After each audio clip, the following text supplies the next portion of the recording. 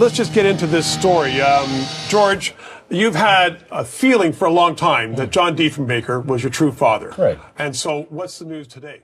It's a splashy, salacious political story, at least for Canada. George Dryden is making headlines, claiming he's the secret love child of a former prime minister. Did former Canadian Prime Minister John Diefenbaker secretly father not one, but two sons with two different women? With his bulldog jowls, middle-aged George is a mirror image of the long-dead and long-believed to be childless politician. Well, your mother was a confident and family friend, and you believe she had an affair with Mr. Diefenbaker, although she never confirmed it, correct? She was very friendly with Diefenbaker all throughout the 60s. For years, George believed Diefenbaker was his dad, and now a DNA test confirms it. You know, I've proven that I'm a Diefenbaker, end of story. Okay, so let me shift the focus now to the actual science, because you have someone sitting next to you who's been very patient. I'm telling you this story because that patient person sitting next to George is the scientist behind this claim, a scientist who works for Viaguard Accu-Metrics. So, you did the test, Kyle? Correct. Kyle Suey. The same Kyle Corral would argue with years later about conflicting paternity tests. When this Diefenbaker love child story broke back in 2013, the commercial DNA market was just taking off, with companies like 23andMe making these kinds of tests mainstream. Kyle was a brand new hire at Accu-Metrics, and he was going to help put this company on the map for better or worse. And the testing is 99.99% accurate. 99.99% accurate. This is the promise, the sales pitch that Accu-Metrics will use to grow its business, to sell its services around the world, doing everything from dog breed analysis to paternity tests. And while we can't confirm or refute anything about George Dryden's father, former prime minister or otherwise, that's not the point. The point is that George died a few years ago, at peace with his identity and believing what Accu-Metrics told him. And in the years that followed that media splash, countless pregnant women and potential fathers would also believe Accu-Metrics. Believe the company sold them not just a prenatal paternity test, but that peace of mind, the truth. I trusted those results. You know, like it's obviously legit. It's a DNA company. Yet behind the promise and the publicity, behind the closed doors at this lab, things were not what they seemed. And the people who work there have a very different version of the truth. I think it's so ridiculous. Like if I walked in there as 35-year-old me today, I'll just be like, you've got to be kidding me. This is not a good thing going on here. I'm Rachel Houlihan. This is Bad Results, Chapter 3. Stick to the script.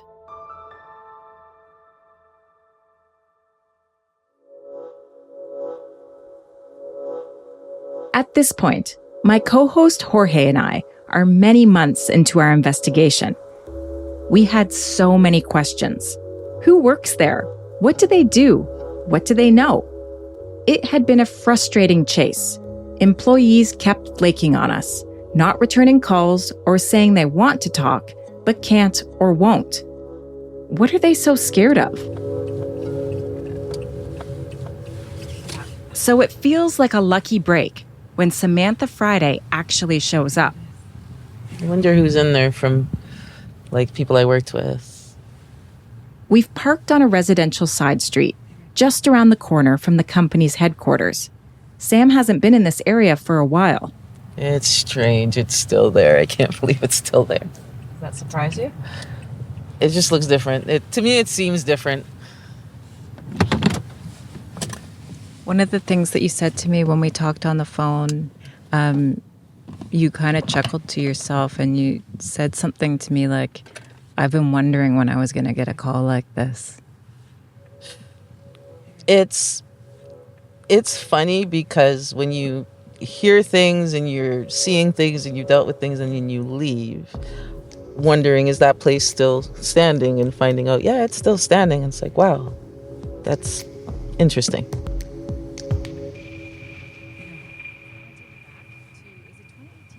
When Sam first started working at Accu-Metrics back in 2018, she was pretty desperate. Well, honestly, I was dealing with my own struggles. I really did need a job. I was sleeping in my car at the time. And She was trying to get her life back on track, return to school to finish her business management degree, when she found the Accu-Metrics job listing on Kijiji. And I just called the number. I spoke to the doctor, who asked me to just come in and speak with him the following day, which I did. And The so-called doctor. That's the company's owner, Harvey Tenenbaum. And then he asked me to start the following Monday.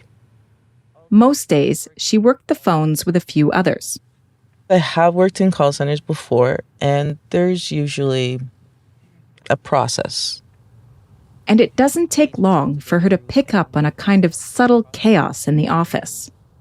There wasn't a proper process, and I wasn't sure, am I just taking calls? Am I taking payments? How do I use the processing of payments? What's going on?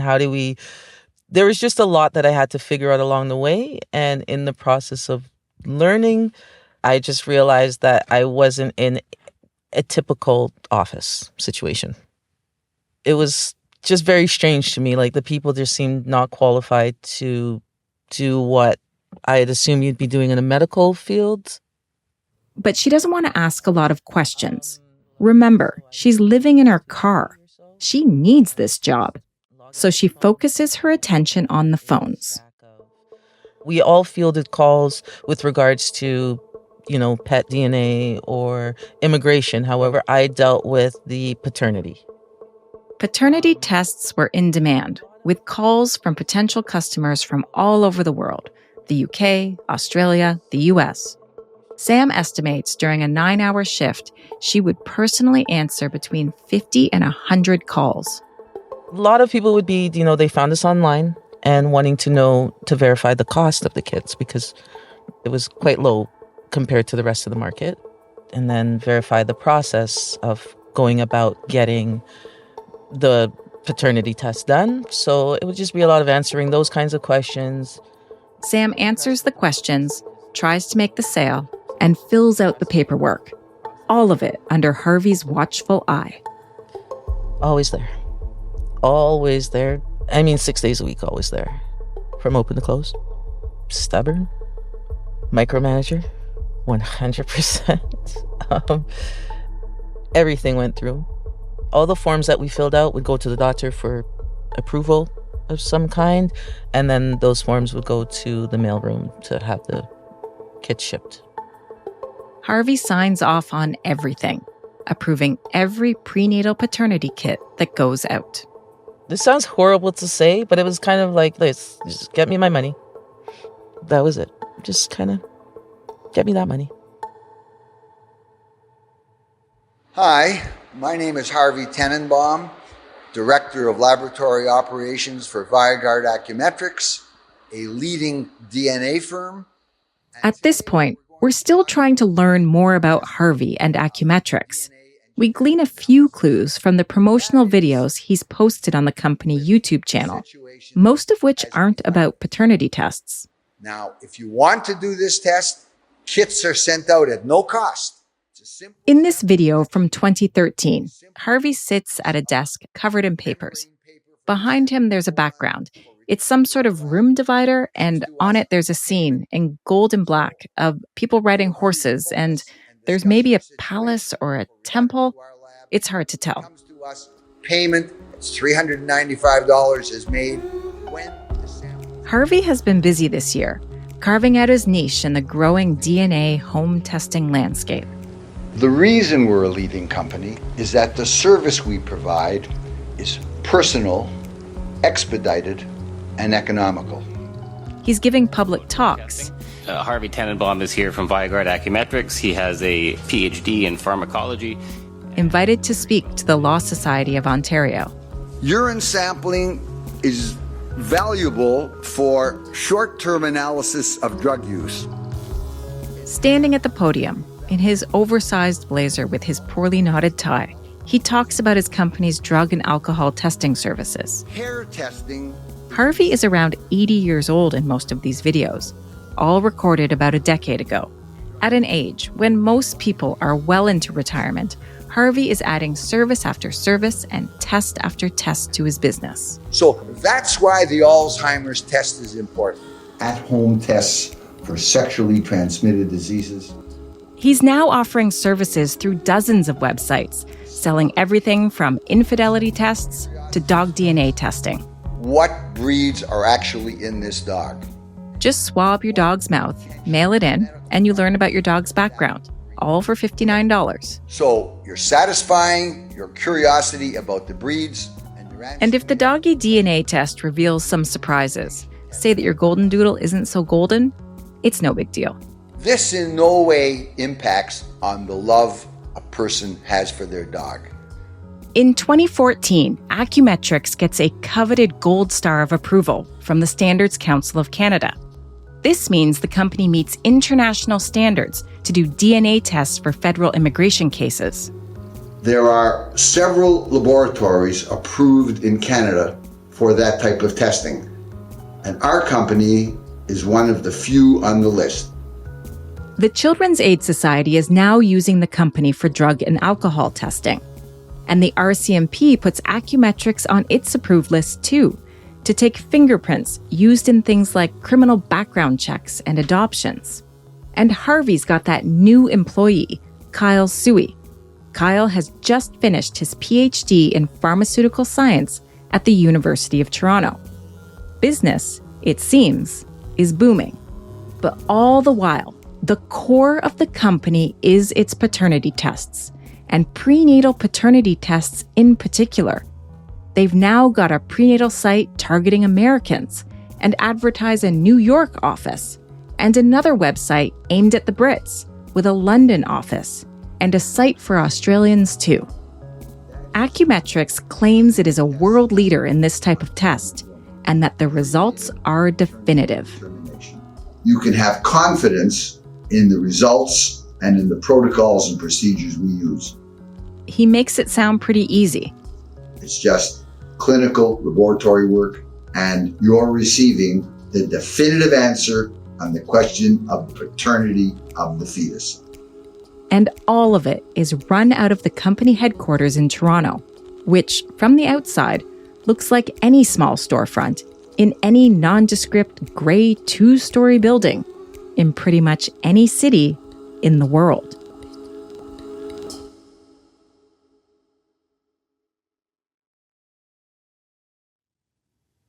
It's actually quite a farce. I find the whole thing quite farcical. Sika Rishat started at Accu-Metrics the same year as Sam. I think it's so ridiculous. Like, if I walked in there as 35-year-old me today, I'll just be like, you've got to be kidding me. We're sitting in Sika's basically empty apartment. She's a steadfast minimalist, which is really at odds with her appearance. Sika's almost 6 feet tall and wears gigantic cat eye glasses. That might be because there was something like, oh, sorry about that. She waves her hand with its long, bright red, sparkly fingernails dismissively. It's your nails. They're very long.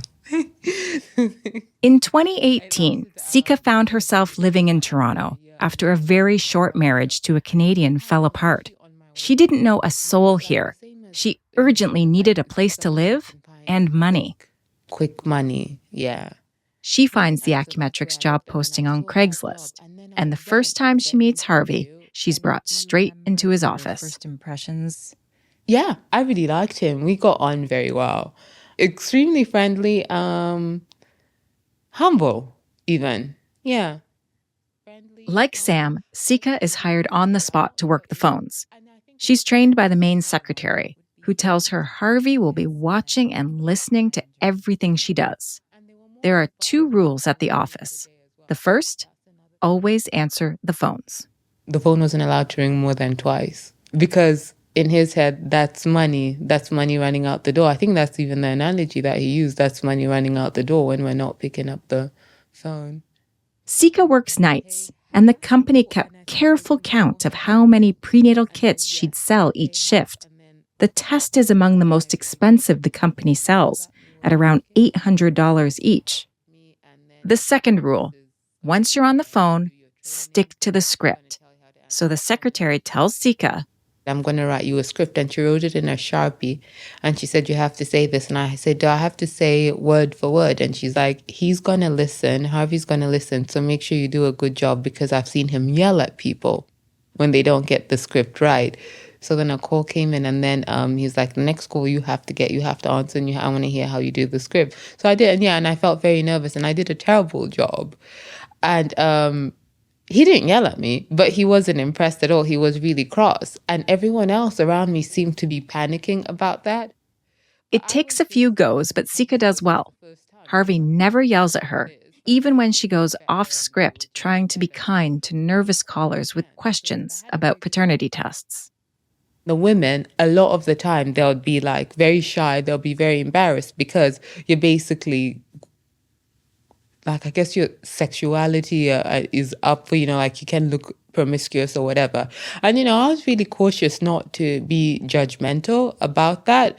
Like, I would have young women, calling and being like, oh, I don't even know where to start. Sika's been coached on where to start, though, by gathering some personal details. And part of the script was to say, oh, can you tell me the date of your last period? Because I think we even had to put it in the form. Harvey showed me the ovulation calendar on Google. It wasn't anything special, where it's just like you put the date that you had sex, the date of your last period, and then it gives you a calculation around about when you got pregnant. And then you'd say something like, it's likely, you tell them who it's likely to be before you've even sent the kid or anything. You're like, it's likely to be that person. The last date you had this, last date you had your period. Like, Sam is also following the script, but she's starting to have a lot of questions about why they need this information from their customers. the information we were taking just seemed irrelevant if you're going to be doing a test. I don't need to know the two people that you were involved with or the dates. These to me are things where you're tracking something where, why do we need all that? You're going to just run a test. The test is going to say A or B. But customers, they answered all these questions, even if they didn't quite know why they were being asked. I would get asked these things from people like, why do you need to know that? You know, what's the problem? Like, why is that important? And I started asking why this was important. And so Sam eventually puts the question to Harvey. And the doctor was just saying, this is how we do the process. You don't understand. And of course I don't understand. So after we fill in that form, because it's a form that we fill in that Harvey had to sign off, he would always make a comment like, oh, well, it's definitely this one. It's this one. It's got to be this one. He would make a comment like that. Sika tells me she assumed the test was done to confirm that guess, but she doesn't really know. Sam also has assumptions. I assumed that there would be a lot of checks and balances, especially dealing with things like paternity. And it just, to me, didn't seem like we had any checks and balances at all. Sam and Sika both see a lot of things that don't add up, but neither of them feel like they can push back. On one hand, they really need their jobs. Plus, neither know the first thing about DNA testing. Neither ever step foot in the actual lab. They work on the ground floor. The lab's in the basement. Their job is strictly to answer the phones. But the calls they're answering, they start to raise red flags. Then I'm hearing people frustrated because the test result wasn't what they expected, which is something I can't do anything about. However, there were some who were saying, I retested here and it was different. Did you ever have anyone call, losing their mind? This test wasn't right. You've ruined my life. Definitely. Those are the people you put through to the doctor, right? Because the answers that you have are only what you see in the system. So it's 100% or 99, whatever it is, this person, 0% that person. So that's what you can tell them. If they want to go into any more detail, you pass it on to Harvey. Some of the calls are from people in child custody proceedings who've taken new court-ordered paternity tests, and those results don't match the ones they got from Accu-Metrics. With those calls, I didn't even hesitate to pass them over to Harvey because I didn't even know where I would begin to explain. The test has a different result. So what happened? Then my own brain of just how is this done? How are they doing that? Why would you do this? When you have too many questions, something's wrong, I think. And then what about when people would call with complaints? Was there a system for logging those complaints? No. The only thing with the complaints is they were dealt with like people had something to hide. Sam and Sika know something's not right. But what? Maybe the test just isn't very accurate. Maybe it's incompetence, poor records management, bad sample collection, or some combination of it all. Over the course of our investigation, Jorge and I try to get answers to these specific questions in a bunch of different ways. We reach out to Harvey's lawyer, who declines to comment. We send emails to Harvey that go unanswered. But I keep thinking that if I talk to enough victims and hear enough of their stories, the penny will drop. And then it does. So where am I calling? 512, where is that? Austin, Texas. Austin, Texas, all right. Back in 2019, Melissa Benton had a baby on the way and was in a relationship with a partner who has what she calls trust issues. So I got pregnant by him, and he was definitely the only person who it could have been. Was the craziest part, because I did not sleep with anybody else and hadn't for a long time before I even met him. Like, it was only him. But he didn't, he said that he believed it, but then he didn't really, because he's like, I just want the peace of mind. So when I'm holding the baby in the hospital, I just know that this is my baby, and I just know. So even though Melissa is 100% certain who the dad is, there simply is no other man, she starts looking for a company to do a prenatal paternity test. She comes across Prenatal Paternities, Inc., not knowing it's a small lab up in Canada that also goes by the name Accu-Metrics. She picks it because it's the cheapest company she finds. And it was such a waste of money to me anyway, because I already knew. And so I was like, let's just do this stupid thing. She orders the kit online. She fills out a basic form. No leading questions, just her mailing address, that sort of thing. When her kit arrives, it's a finger prick kit, just like the one Coral did in her bathroom with friends. But Melissa can't get any blood, so Accu-Metrics sends her a medical tube to take to a local lab for a blood draw. She then swabs the dad's mouth, packages up the samples, and mails them off to Accu-Metrics. Well, I was checking my email like every day for the results just to get them to him so that, I could be like, haha, I told you so, And then when it came in and I saw the title was like, DNA results or whatever, I was so excited, like, here it is, to open it. And then when I read it, and I was just automatically pissed and like shocked. The only possible father, the only man Melissa has recently had sex with, the Accu-Metrics test says he is not the father. A 0% chance. Melissa immediately calls her partner.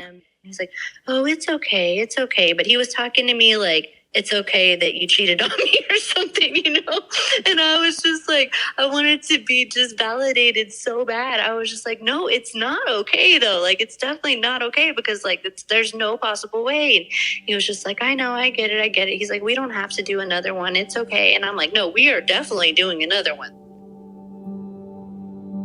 Melissa is furious and fires off an email to Accu-Metrics.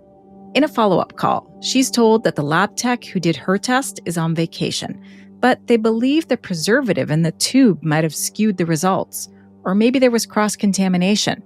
That's an explanation that will come up again in other cases. The Accu-Metrics rep then suggests Melissa retry their finger prick method, which she refuses. Melissa wants a refund, but Accu-Metrics wants proof they named the wrong dad.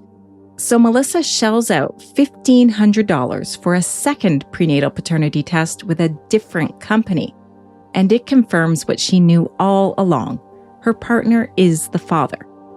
Accu-Metrics concedes they got it wrong.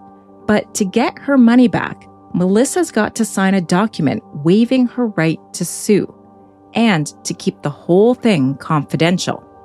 This was the moment for me when the penny dropped. How many women got wrong test results, pushed for a refund, and then were silenced by this document? How many people got caught up in the promises the company was making? I put this question to Sam and Sika. If you had to take a guess, how many paternity tests do you think they would do in a day, a week, a month? Could you take a guess at that? So prenatal was a majority of what was happening of the business. We were expected to fill out and hand in anywhere from 5 to 10 prenatal orders per night. Some quick back-of-the-envelope math tells me this could be around 1,000 orders a year that any one employee is filling. And that's lowballing it. It was all paper files. Yeah, loads of them. They were all over the place. Those were all over the place. Yeah, a lot of them outside his office. When I was organizing, it was bins and bins and bins, and that was just for 2 years because the other ones were filed downstairs. Bins and bins of files, all filled with results that could make a family or break it apart. At last check, the Facebook group Coral started, the one for people who say they got wrong prenatal paternity test results from Accu-Metrics, it has about 100 members. But what Sam and Sika are describing is maybe thousands. And Sam, she has advice for all of them. Anyone who has had their DNA done for whatever purposes in the Toronto lab should probably consider redoing them. All those tests, all those calls, all those complaints. Jorge and I wondered, why did no one try to stop the company? Well, it turns out someone did. What's going on here? There's something wrong. She doesn't look like the baby you told me I was going to have. When she realized Accu-Metrics had delivered the wrong results just moments after her baby was born. I want them held accountable, and I want them to be punished and to pay. And not necessarily to me, but to pay such a large sum that possibly they go out of business. That's next time on Bad Results. A legal note here. Over the course of this podcast, you're going to hear a number of allegations made against Viaguard Accu-Metrics and its employees.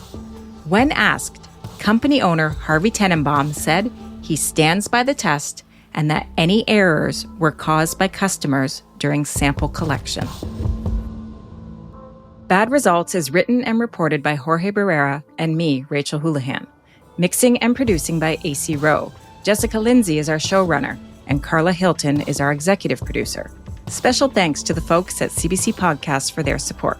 Karen Burgess is managing editor for CBC News Podcasts.